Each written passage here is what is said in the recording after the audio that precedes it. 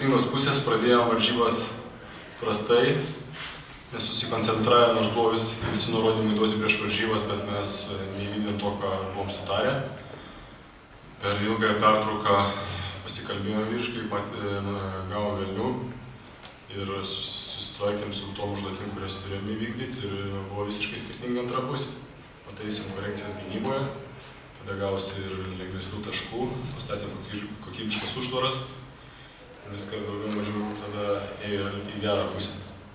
Tai kaip, ką Kalaitisas duos Graikijos komandai? Jisai, manau, kai prisidės, tai tikrai duos daugiau energijos puolime, jisai užtrauks, gynybą nuskaitys, jis yra tikrai labai aukšto lygio žaidėjas ir iš jo komanda daug rezultatyvių perdavimų, daug lengvų metimų, taip kad tai tikrai bus didelė jėga jam.